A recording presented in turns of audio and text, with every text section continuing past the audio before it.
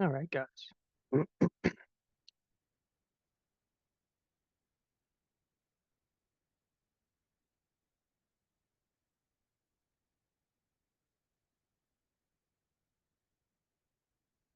All right. Lunch and learn the recipe to building muscle. This is probably not necessarily the recipe, but this is certainly a recipe that will work for a vast majority of the people that are watching this video. My name is Ben Dearman, KDR Fitness. Okay, so you want to build muscle. What we will cover today: nutrition, how much, how often, recovery, missing ingredient to most muscle building programs, resistance training. How hard do you really have to work out to build muscle? Tracking, like most things you want to change, if you're not tracking, then you're probably not changing. And supplements, kind of the sprinkles on the cupcake. So muscle building facts. It's probably thousands of muscle building facts, but these are kind of like our big muscle building facts. The more muscle you have, the more resilient you are. That is a fact. The more muscle you have, the longer you live. Also a fact. Muscle is about as close as we have to the fountain of youth, right? More muscle we have, generally speaking, the longer we're going to live, the more resilient we are, less injuries we're going to have. More muscle you have, the younger you will feel. You know, I talk to older, I'm 45. I talk to people all day long that are in their 50s and 60s and 70s and 80s.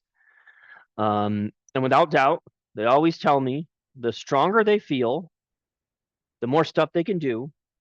And that doing more stuff makes them feel younger. It's because they don't feel as restricted like their friends who maybe can't go kayaking in their 70s because they're not strong enough to get the kayak on top of the car to get it to the pond. More muscle you have, the less health issues you will have. This is the tough one, but this is 100% true. Okay, if you were to go to the hospital and just sit there for all day, like 8 hours, right? And you're just watching people come in and out. Unfortunately, you don't see people in the hospital that have large amounts of muscle or even moderate amounts of muscle. Typically, the people that you see in the hospital have very low amounts of muscle and very high amounts of body fat, right? You can build muscle at any age. I graduated with my exercise science degree in 2004. Holy shit, that was like 21 years ago. That's crazy. Or actually 20 years ago, excuse me. When I was going through my degree, I distinctly remember, you know, they were telling us like, no, you can't build muscle over the age of 65. Well, we now know that that's 100% false. You can build muscle at any age up until the point of dying. You can still be building muscle. To keep muscle, you must continue to use it. That is a very, very, very important concept. Arguably, maybe one of the most important concepts I want you guys to take from this talk is that if you do not use it, you will lose it, right? So to keep your muscle, you must continue to use it. You must continue to do things, resistance training specifically, that encourages the body to keep that muscle mass, okay? And it really needs to be resistance training, especially as we get older. Maybe in your 20s, hiking might be enough to maintain the muscle mass in your lower body, but in your 50s, your 60s, even your 40s, hiking is probably not going to be enough to maintain the muscle mass in your lower body, okay? The data for this is a little bit kind of all over the place, but generally speaking, we lose about a pound of muscle per year over the age of 40, right? Average female, what we see, so we have our members, you guys know, we do in bodies, right? I have looked at literally over 10,000 of these over the past 15, 18 years. And what we see is the average female between roughly 5'3" to 5'5" maybe even 5'6" they typically have about 100 pounds of lean body mass, right? That's a great goal to get to. So if you're under that and you're in that height range, then you want to be trying to get to that 100 pounds. And specifically what I'm referring to is him. Let's see here. right here.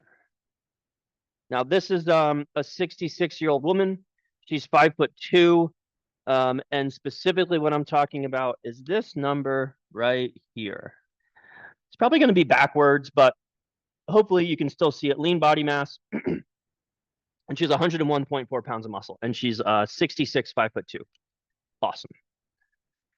Average male, minimum of 140 pounds of lean body mass. Okay.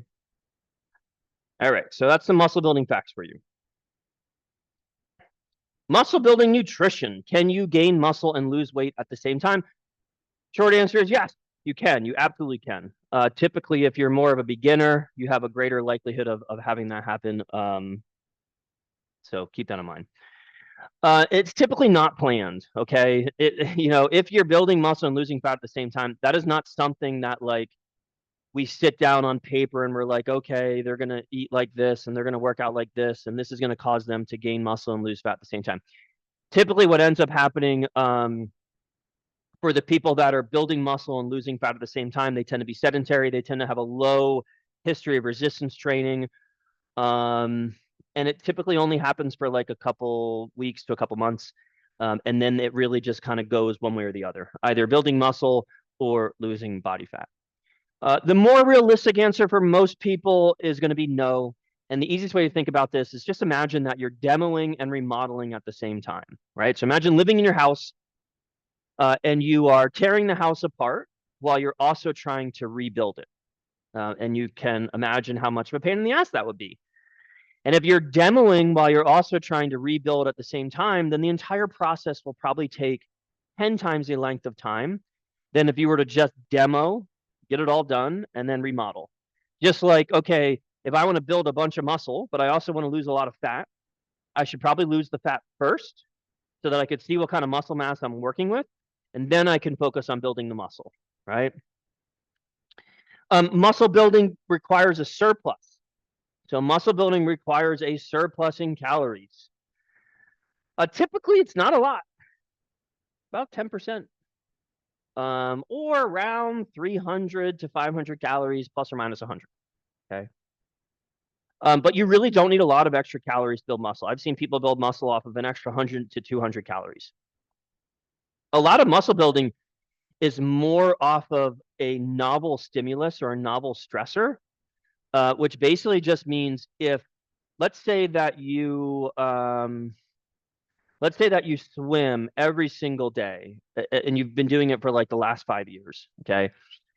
And then all of a sudden you stop swimming and you start bike riding. Well, because bike riding is such a novel stimulus, it's a novel to new stimulus to your body, you're probably going to build some muscle from riding a bike because it's a new stimulus, right? So when we're talking about specifically consciously trying to build muscle, this is really where a lot of the points that I'm trying to make come in, where you transition from swimming to biking. You probably don't need to eat a lot of extra calories to build muscle because it's a novel stimulus. But if you want to continue to build muscle while you're bike riding, you probably are going to then have to eat in a calorie surplus at some point because it's not going to be a novel stimulus to your body anymore. Generally speaking, 1 gram of protein per pound of body weight tends to work really well for people.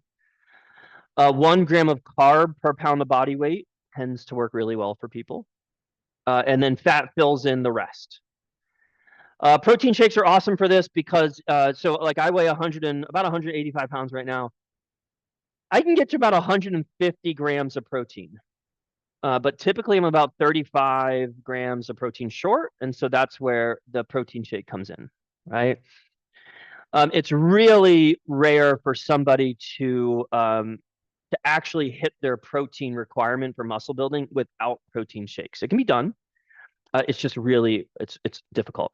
And typically what we see is about, depending on the person, but around 100 to 150 grams of protein tends to be the cutoff from food. So if you're trying to get over 150 grams of protein from food, it can be done. It just, it's a lot harder. And so if you do an extra 20 or 40 grams of protein from protein shakes, and you need to be at 200 grams of protein, those protein shakes are really going to help you get to that 200 grams of protein. If I had to assign a calorie goal, then it would be 12 to 15 calories per pound of body weight. So if you are 200 pounds, well, calculator, 200 pounds. Well, okay, you do the math. If you're 200 pounds, you take 200 times 12, then you take 200 times 15, and that's going to be your range of calories. All right. And then from there, you basically break it down. Let's just say it's 2,000 calories. Okay, out of those 2,000 calories, I'm going to do a gram of protein per pound of body weight at 200 pounds. That's 800 calories, et cetera, et cetera. We're going to do a talk on calorie counting down the road, but this will give you a good rough overview. And then if you have any questions, just shoot us a message and we'll obviously answer them. Supplements. Surprise, surprise, these are the exact same supplements we want you to take anyway for weight loss. All right. So creatine monohydrate, you're going to do about 5 grams a day. Protein shakes just in water. Remember, a protein shake is water and protein. A meal replacement shake or a smoothie would be, almond milk, protein, some PB2, maybe a banana, right? So the protein shake is just water and protein. Definitely a multivitamin. Should be taking one anyway. Definitely vitamin D and vitamin K. And magnesium glycinate, 200 to 400 mg per day. Okay. So the basic supplements that we like all of our members to be taking anyway are the same supplements that you're going to be taking to help you build muscle. See what we did right there, right? It's almost like we planned this stuff. Recovery. Sleep a minimum of 8 hours. Anytime that somebody gets more sleep, they almost always, like 99% likelihood, will build more muscle. All right. And they'll also lose more fat. The body builds muscle while we are sleeping. More sleep equals more muscle. You have an energy budget. Don't spend it on things that don't move you closer to your goal. If you're trying to build muscle and you're having a really hard time of building muscle, then it's not the time that you go for 2-hour hikes or 2-hour bike rides, or you go into the pool for an hour. If you're really trying to build muscle and you are not as successful as you want to, then there is a likelihood that your activity level is too high relative to the amount of calories that you're consuming in order to build muscle. And we can't always eat more food. That's a big limiting factor from a nutrition standpoint. If you do not eat enough food, you will not build muscle. And so when we have somebody whose activity level is really high relative to their food intake, their calorie intake, we say, hey, I need you to eat more food. And they're like, I can't eat any more food. Okay, then we need you to bring your activity level down a little bit so that you're in that calorie surplus, right? Recovery, sleep and food tend to be the main issue preventing people from gaining muscle. It's typically not how hard they're working in the gym, although that's an aspect of it. But most people can go to the gym and they can work pretty hard. You also don't have to work as a beginner, as a newbie. You also don't have to work that hard. Even an intermediate person doesn't have to work that hard to build muscle, right? I've been lifting weights for like 30 years at least, maybe even longer. I have to work really hard in the gym to build muscle. Okay. So recovery tends to be, again, sleep and food tend to be the bottleneck that most people can't get past, because you come into the gym, you work really hard for an hour, and you're like, man, that was a really hard workout, and you go home and that's it, right? But the diet piece, the sleep piece, it's not an hour. It's the other 23 hours of the day.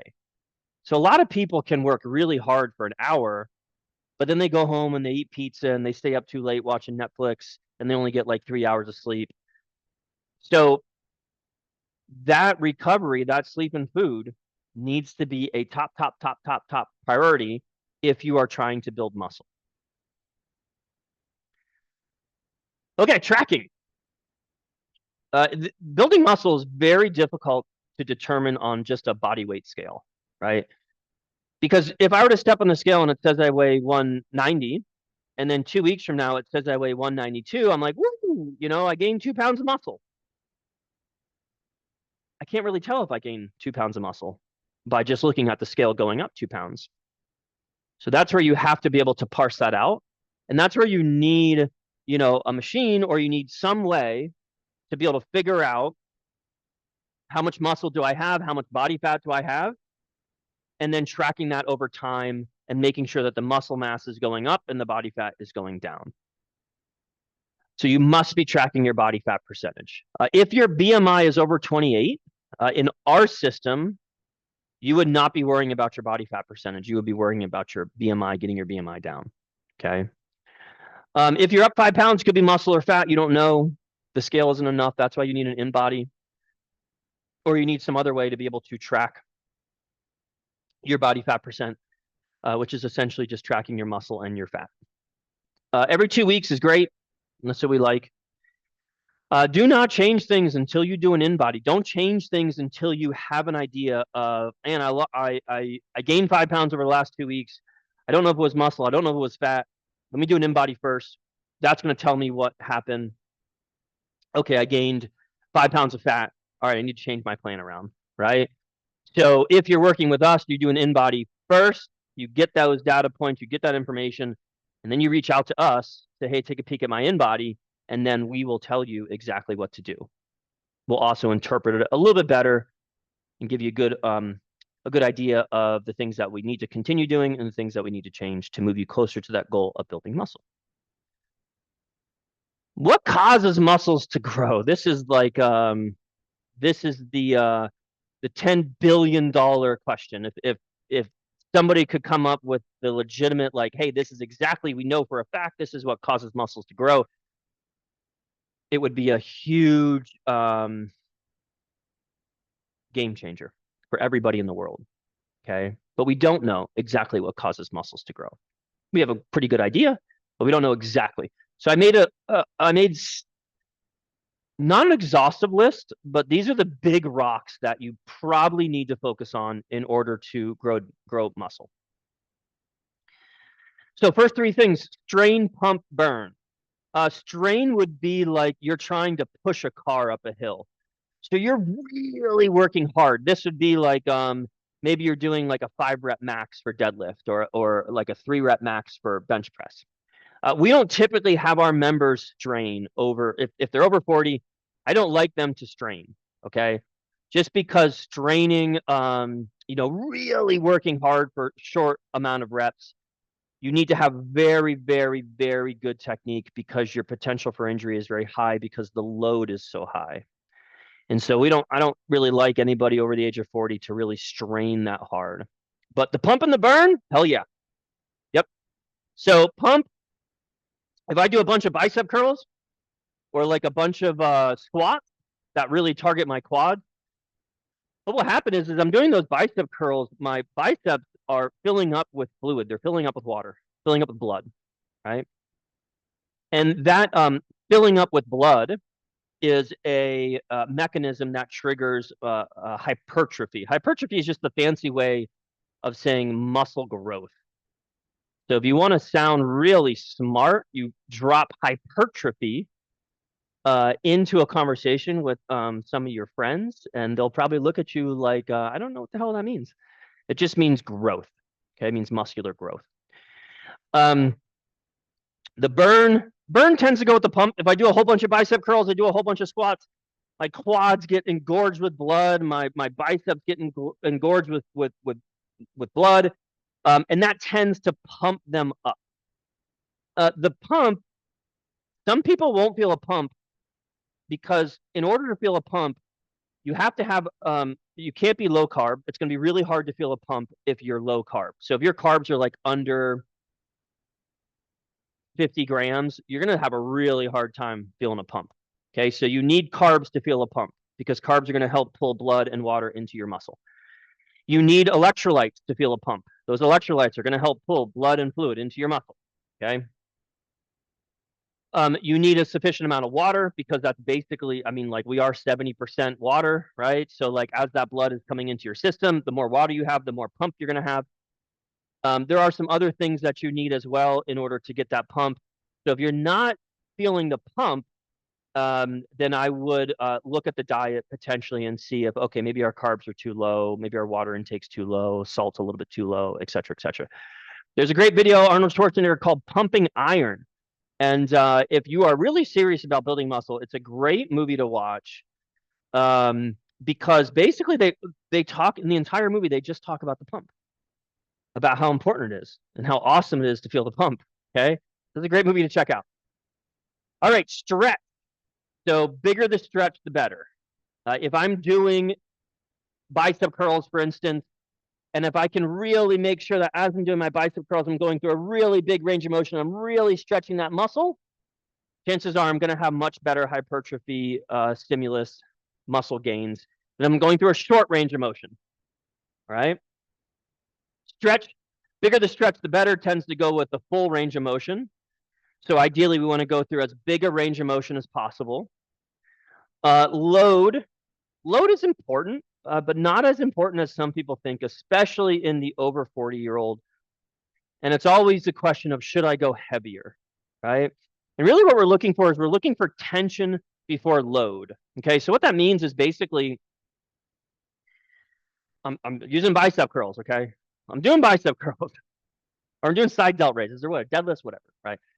So I'm doing bicep curls, and let's say I can curl 20-pound dumbbells for 10 reps. I'm like, yeah, that's pretty hard. Can I make 10 pounds feel like 20 pounds and get the same thing out of it as I would for 20 pounds? That's the goal. Because at the end of the day, the muscles don't understand load.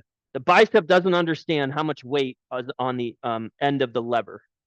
The bicep just understands really, hey, how much tension do I have to create in order to make this joint move to overcome this, whatever this load is at the end. So tension, load, body understands tension, not load. Doesn't know that it has a 20-pound dumbbell or a 10-pound dumbbell or a 5-pound dumbbell, whatever, right?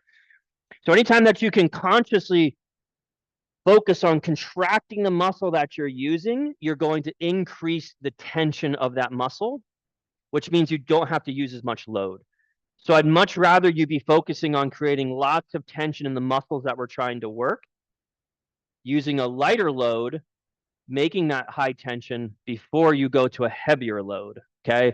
Now, if you're in your 20s and 30s, it's a great idea to say, hey, 10 pounds was too light. I'm going to go to 15 pounds. That's reasonable. That's totally fine. But as you get older, 40, 50, 60, 70s, 80s, we need to be conscious of the stress that's placed on the joints. And if I'm doing overhead presses with 50 pounds versus overhead presses with 20 pounds, the 50 pounds is putting a lot more pressure, a lot more force through a joint that, for me personally, I've had this shoulder operated on. And this shoulder gives me problems. And so I don't want to put a lot of force and a lot of load through the joint that already is a little bit compromised. I want to put a lot of tension through the muscle, but not a lot of load through the joint, right? And so that's a big reason why we don't like people over the age of 40 to really be trying to lift heavier weights all the time. That's just not reasonable. Like, I'm not going to do bicep curls with 5 pounds month 1 and then 10 pounds month 2. And then by the time I get to month 12, I'm doing bicep curls with 50 pounds. That's not going to work. It just doesn't work that way, right? So speed, not too fast, not too slow. The easiest way to understand this is, let's just say you're doing an overhead press. You want to go fast enough where you can feel the muscle, or excuse me, you want to go slow enough on the up where you can feel the muscles working the entire time.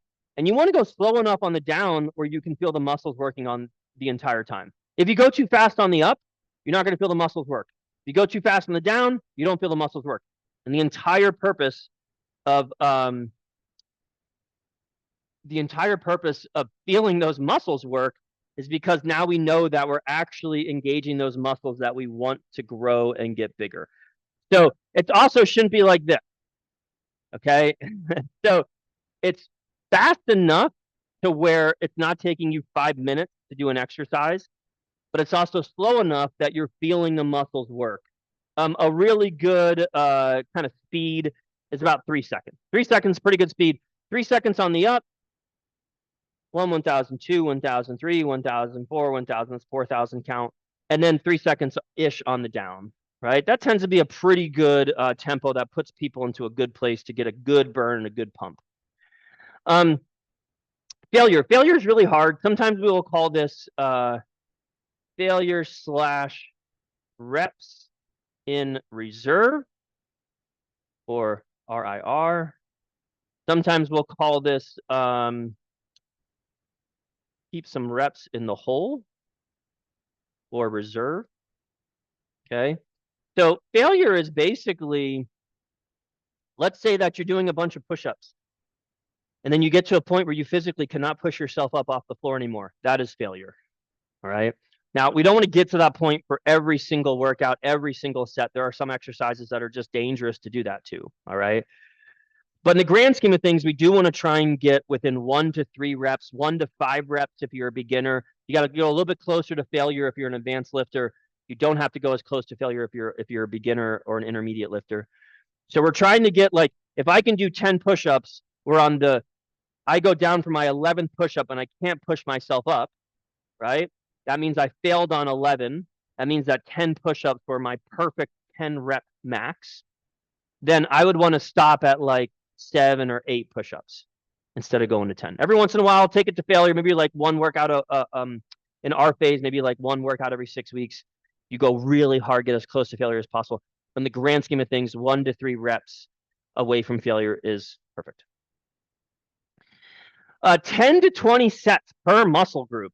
If you were to break your body down into all the large major muscle groups, you'd have your biceps and your delts. You'd have 3 heads of your delts. Then you have your triceps. You have 3 heads in your triceps.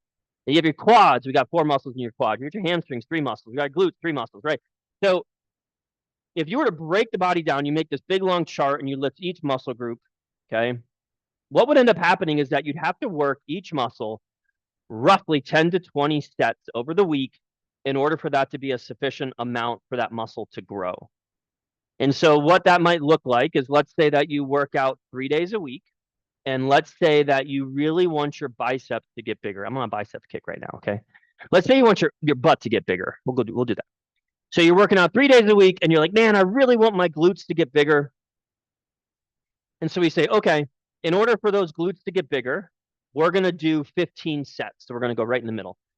And since you work out 3 days a week and we want to do 15 sets, that means that each time that you come into the gym, you're going to do 5 hard working sets for your glutes. 5 sets on Monday, 5 sets on Monday, 5 sets on Friday. That gives us 15 sets.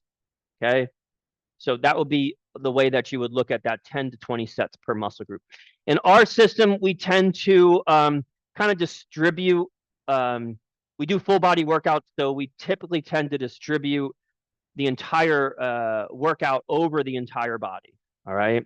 So if you really want something to grow, you might have to give it more attention. All right, big rocks. So we're going to go over these a little bit more.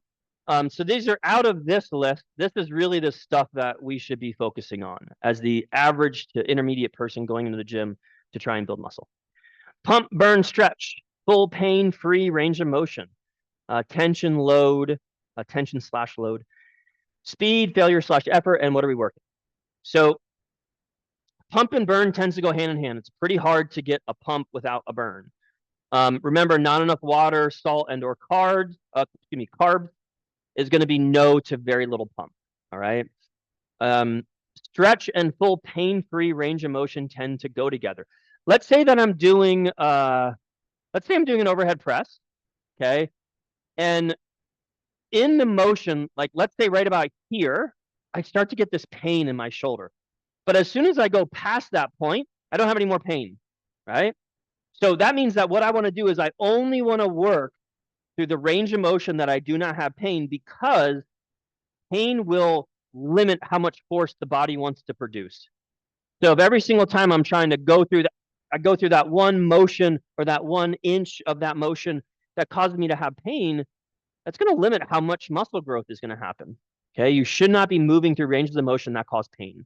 There's a whole, don't do it, bunch of different issues with that, right? So if I have pain right here, then I'm going to stop like right about above that. And then that will be my range of motion.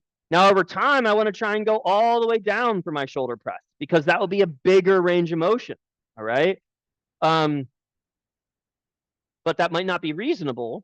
And so make sure that you're always moving through as much as possible, a full pain-free range of motion. Okay. Slow out of the stretch to limit injuries. So we've been doing a lot of pullovers with members. Pullovers is basically like you're on your back and you have this dumbbell and you're really, putting yourself into this big stretch position. Okay. When you're in that big stretch position, you don't want to come up fast because the joint and the muscle is in a very compromised position. So you want to kind of come up a little bit slower, right? If I'm in a bicep curl or in a dumbbell overhead press, and I'm all the way down and I'm feeling this huge stretch in my pecs and my shoulders, I don't want to blast up out of the hole as fast as I can. I want to come up slow. Okay. So when you're feeling that big stretch, you want to come up out of that big stretch a little bit slower than what you would typically do the rest of the movement, just to make sure that we don't blow anything out. Right. Pain-free. I cannot stress that enough. Really hard to build muscle if you're in pain. Joint range of motion versus a muscle range of motion. So the easiest way to explain this is a lot of times when people are doing rows, so like row, right? I'm pulling something towards me, which should target my lats and a bunch of the muscles in my back, my posterior delt. So people are doing rows and they end up really feeling in their triceps. It's kind of like, well, that's weird. Like the tricep doesn't do anything that has to do with the back muscles, but it does. What the tricep helps do is it helps push the elbow behind your body.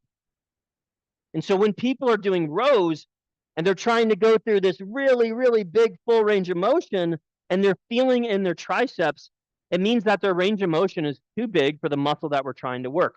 Joint range of motion, muscle range of motion.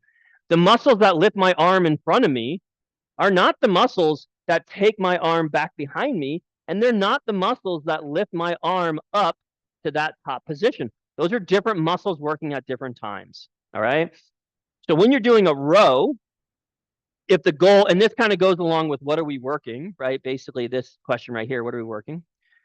So if you're doing a row and you're feeling it in the triceps at the end of the motion, then stop at the point where you just start to feel it in the triceps and you feel it in the back and you feel in all the muscles you're supposed to be feeling it. Stop at that point. Don't go further. Okay. Squat would be another example. Let's say that you really want to work your quads. And so you say, okay, I'm going to go through a full range of motion. So you go all the way down into the hole, right? Like butt on heels. The problem is that as you come up out of the hole, you're really feeling it in your glutes and you're not feeling it that much in your quads. Then you should not go down that low. Okay. So always remember that there's a purpose for every exercise of a muscle or maybe two muscles that we're trying to work. Identify what are those muscles we're trying to work and focus on working those muscles. Let's see here. Tension, load. Kind of already went over this. Body understands tension, not load. It doesn't know you have a 20-pound dumbbell in each hand. Kind of already went over that. All right, speed just right. We also went over this a little bit as well. Not too fast to not feel the up and down. If you're, again, doing a shoulder press, and let's just hypothetically say there's 18 inches of motion. Actually, let's say there's 20 inches of motion because I'll make it easier for math. Okay, and you do 10 reps. That means that you have a potential 200 inches of motion that you're going through. If you go really fast on the up and down, then we take those 200 inches and we reduce it down to actually you're only working for 25 inches out of those 200. That means I have to do more reps, I have to do more sets, I have to do more work, right? So one way that you could think about this, not too fast to not feel the up and down, is basically, again, overhead press. I pause on the bottom, I go up, I pause on the top, making sure I feel the muscles working. I come back down, I pause, I come back up, I pause, come back, right? That would be a potential strategy that you could use for that. Is basically put a pause in between each rep. Failure effort, 1 to 3 reps in the tank or reps in reserve. Oops, 1 to 3 reps in the tank or reps in reserve. This is really hard to figure out. Even for advanced lifters, this is really hard to figure out. Okay, so just like work hard. How do you know when you like how do I know if I'm not working hard enough, or how do I know like when I should stop?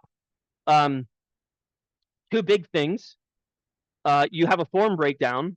So let's say I'm doing overhead presses and I get to a certain point where I feel like I have to bend my knees to help. Okay, that would be a form breakdown. Or let's say instead of going through the same range of motion for every single rep, I stop like here in order to get an extra rep. That would be a form breakdown. So we want to have the exact same form for every single repetition of that set. If you have 10 reps of an overhead press, every single repetition should look exactly the same. Okay. Now, as far as speed, where you can take this is basically, okay, we have 10 reps. Let's say I want you to do 10 to 15 reps of an overhead press. You get to 10, you get to 11, you get to 12, starts to look like this.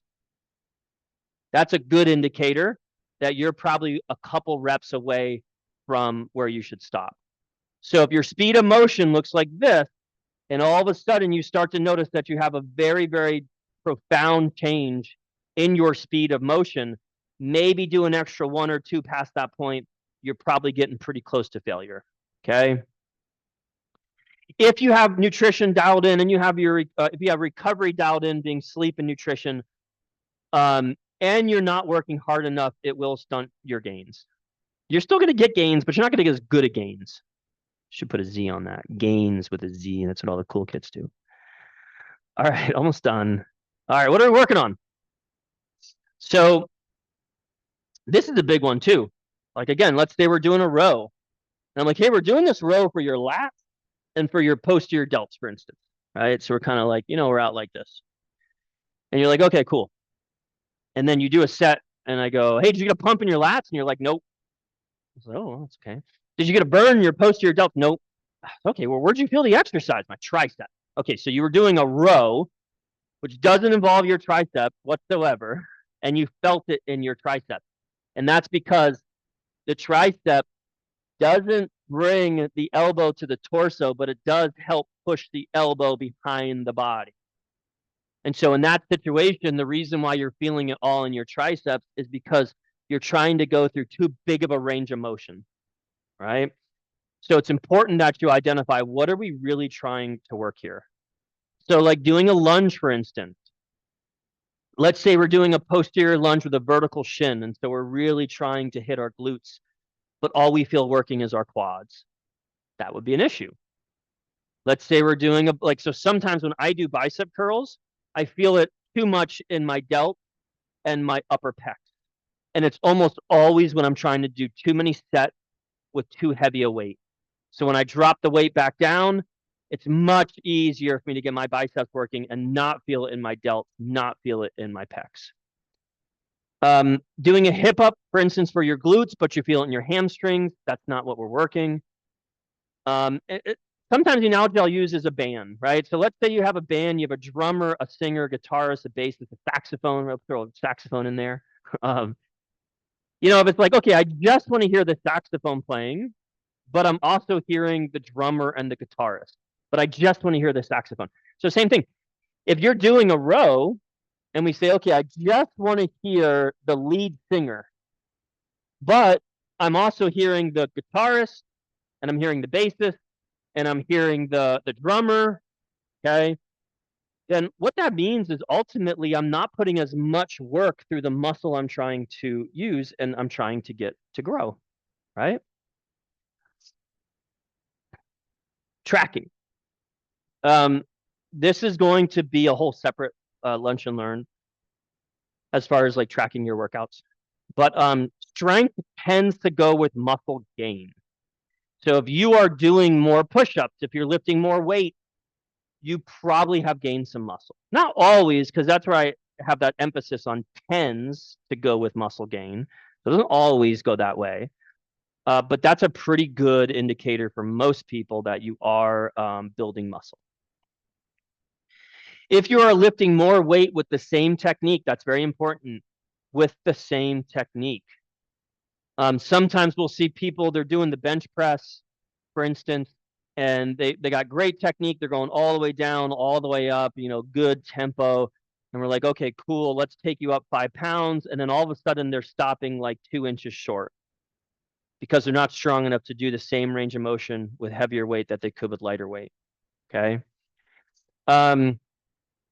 So if you are lifting more weight with the same technique, you are doing a great job of watering the muscles. They should grow, all other things considered. Same can be said for doing more reps. So if week 1, you do 10 curls with 20 pounds, and then week 2, you do 11 curls with 20 pounds, and then week 3, you do 12 curls, and then 13 on week 4, and then great. That holds pretty true to that same statement of strength tends to go with muscle gain. Like I said, we're going to do a whole separate lunch and learn on this, but this just kind of gives you an idea. Needless to say, if you aren't tracking how many reps you did with a given weight for how many sets, start now, right? So you can track this in the app. You can print out the PDF that we give you of each program. But basically, it's just like dumbbell overhead press, 3 sets. Set 1, 3 sets of 10 to 20. Set 1, 20 pounds, 10 reps.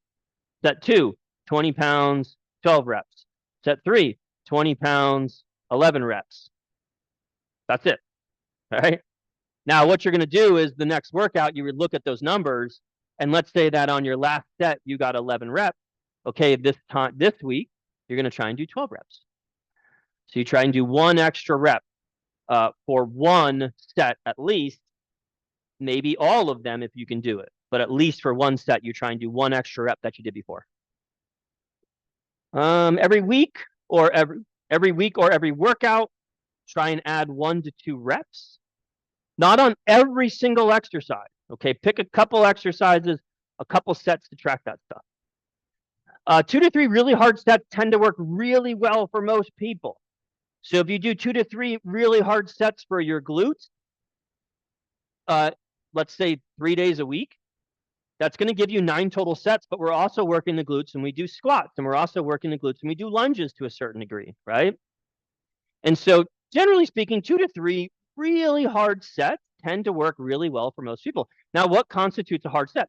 Let's say you do some bicep curls, and you do it with 5-pound dumbbells, and we want you to do 10 to 20 reps, and you easily get to 20 reps without a burn, then that set doesn't count. Put those light dumbbells down, go grab some heavier ones, so that within those 10 to 20 reps that we want you to hit, you are getting a burn. All right? That is a hard set. That's a work set. All right, what's reasonable? First of all, you can build muscle at any age. Any age you can build muscle. 80, lots of research studies that show 80-year-olds building muscle over a 12-week period of time, relatively short period of time. So you can build muscle at any age. It absolutely is easier when you're younger. It's harder when you're older. It is what it is. 1 to 2 pounds of muscle per month if you're over 50. Listen, if you can gain like a pound of muscle per month if you're over 50, then like in 5 years, you're going to be a totally different person. All right. That might be a little bit on the aggressive side, 1 to 2 pounds of muscle per month. We've seen it. It's not going to happen every single month for 5 years, but it's totally reasonable for it to happen for a couple months out of the year.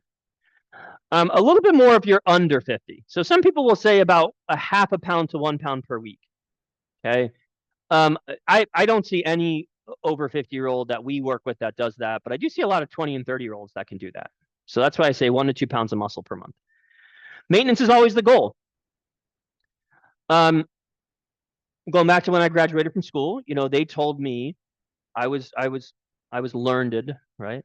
And that's not even a word, but I'm gonna use it. I was learned that basically what happens is as you age, your metabolism goes down. And a bunch of reasons why metabolism goes down. One of them is that you lose muscle mass. Okay. Well, now we know that that's not necessarily true. I mean, it is true that your metabolism goes down when you lose muscle mass, but it's not true that your metabolism has to go down as you get older. In fact, if you're, let's just say you're 30, and let's say you have 100 pounds of muscle on you, okay? And let's say you keep that 100 pounds of muscle from 30 to 35 to 40 to 45 to 50 to 55 to 60 to 65 to 70 to 75. And you keep the same amount of muscle that you had in your 30s, and now you're in your 50s or 60s. Your metabolic rate, for all intents and purposes, will be almost the exact same as when you were in your 30s. Assuming that you maintain the same amount of muscle mass, which is then going to most likely help you maintain the same level of activity, which is then most likely going to help you maintain your body weight, right? And so this kind of goes back to what we always say, maintenance is the goal. If you can maintain the amount of muscle mass that you have right now for the next 10 years, you're better off, assuming that you're over the age of 40 watching this, you're better off than 99% of people around you because their muscle mass goes down over that decade while your muscle mass stayed the same. You just kind of wrap it up. Remember, I told you this is one of the most important parts I want you guys to take from this. You keep the muscle you have now by working on building muscle. If you're working on building muscle, you probably are doing absolutely enough to maintain that muscle, right? That's how I want you to think about that. If I'm always trying to work on building muscle, then that means that I'm definitely ticking the box of maintaining my muscle, right? Now, what if we say, hey, I want to maintain my muscle without necessarily having to work that hard to try and build more muscle? Totally reasonable, totally doable. In which case, focus on resistance training, focus on all the stuff that we were talking about. You just don't have to necessarily work that hard. So maybe instead of going 1 to 3 reps away from failure, you're like 3 to 5 reps away from failure. Okay. And instead of eating a little bit more food, you eat at a maintenance level, in which case you're going to be in a great position to maintain the amount of muscle that you have. All right, guys, that's my lunch and learn. I hope you guys have a great day, and we will see you in class and online.